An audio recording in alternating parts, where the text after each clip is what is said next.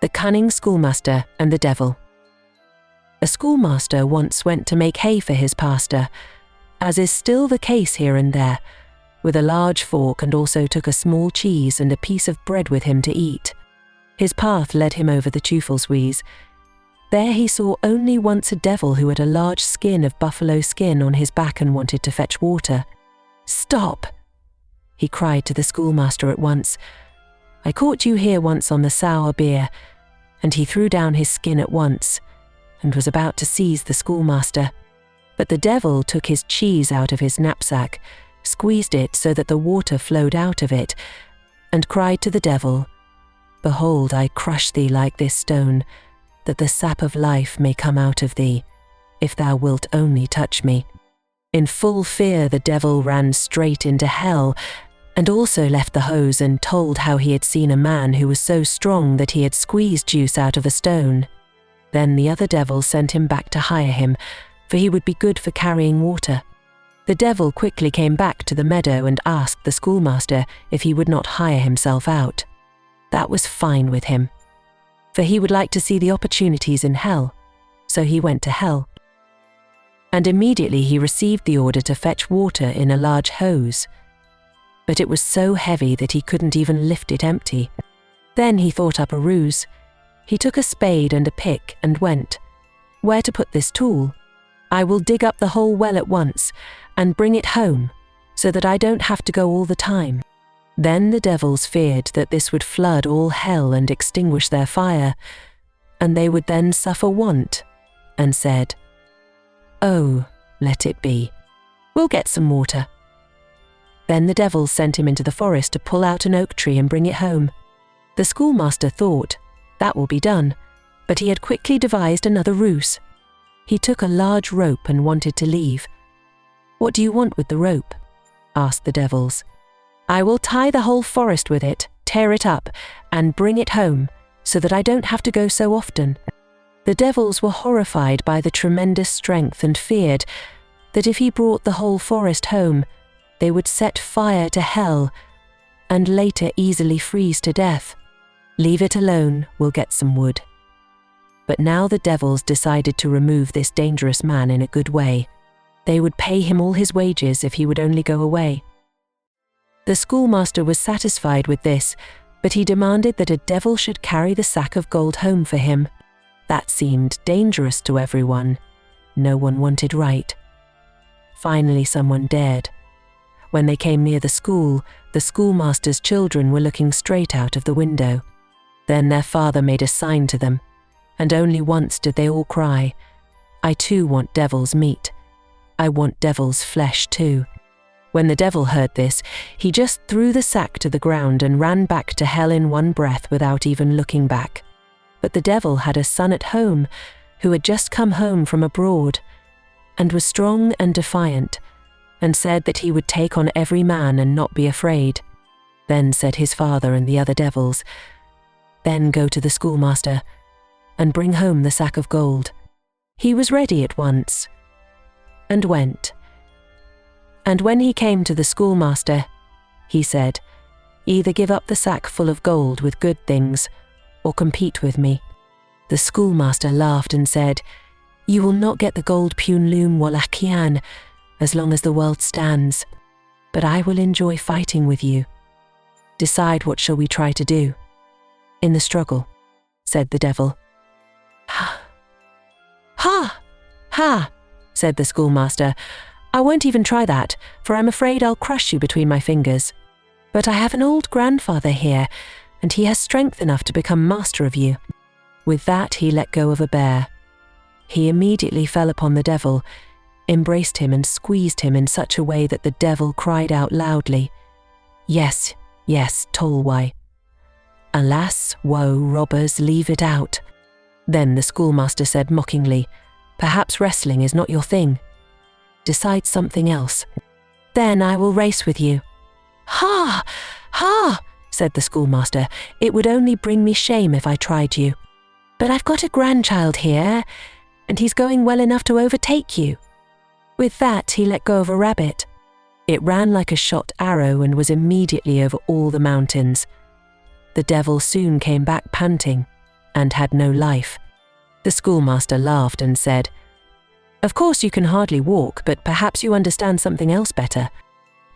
Then we will throw up a race," said the devil, full of anger and fury. He took a powerful pile, the thickest blacksmith's hammer, and threw it so high that it took him 7 hours to get back to the ground. Then he handed it to the schoolmaster and said, "Now let us see what you can do." The schoolmaster, however, saw that he could not even lift the hammer, so he said, "If I throw it up, it will not fall down again. For I have a brother-in-law in heaven, who is a blacksmith, who catches the hammer and makes slat nails out of it, while we wait here in vain. But I'll get a stone at once, and I'll throw it." And so he brought a finch out of its cage and threw it high into the air. The latter, however, rejoiced in freedom and flew away. The schoolmaster had placed the devil so that he was looking straight into the sun. That's why he didn't notice how the finch got into the air and flew away. "The stone takes 7 days," said the schoolmaster, "until it falls to the ground. Will you wait that long?" "No, no," cried the devil, and he was already tired of the sun and had become half blind. "Oh, oh," said the schoolmaster, "you devils are miserable fellows. You can neither wrestle, nor run, nor throw up. Don't you understand something better? Then let us bang into the wager," said the devil, full of anger. He took a whip and banged so terribly that it cut through the schoolmaster's stomach and he almost fainted. But he recovered and said to the devil, "I am very anxious for thee. Let me blindfold thee, for I shall bang so terribly that it thunders and flashes. And your eyes might easily jump out." Then he bound his eyes tightly, and then took his palux club and struck the devil in the eyes with all his might, so roughly that he thought they had jumped out of his eyes. "Well, I don't know," said the schoolmaster. "Is there no art in which you have achieved anything?" The devil boiled with anger and rage. "Very well," said he. "Let us fight with poles." "It is all right with me," said the schoolmaster, and he gave the devil a long iron rod, and he took a short one. He went the devil and gave him countless blows one after the other and beat him all blue. The latter could do nothing with the long pole nearby. "Ho, ho," said the devil, "let us change the poles." "Very gladly," said the schoolmaster, "but as I see that you are so miserable, I will grant you still more. Creep into this pigsty here, where you are protected, and I will fight from here in the open." The devil put up with that. He took the short iron bar and crawled into the pigsty. Now the schoolmaster pushed him through the feeding hole with the long rod so mercilessly that it went through his ribs, but he could not even reach the schoolmaster with his short pole. "It is enough, it is enough," cried the devil, when he saw that the blood was pouring out from all sides. "Now, let someone tell me that a devil understands more than the most miserable child of man. It has now been shown that you can do nothing at all. Or do you want to try something else?" "Yes, yes," howled the devil with pain and anger. "Let us scratch into the race." Then the devil scratched the schoolmaster so that his blood ran and his bones stood out. "Wait now," said the schoolmaster, "that I bring myself my nails, for I always take them off when I don't unwant them." Then he brought 2 hemp combs, Saxon, Grebel, and ploughed so mercilessly on the devil that the devil finally cried out loud in pain. "Stop, you scratch to the soul." The schoolmaster said, "I am truly ashamed now to fight with you any longer. Of course you won't be able to say anything more."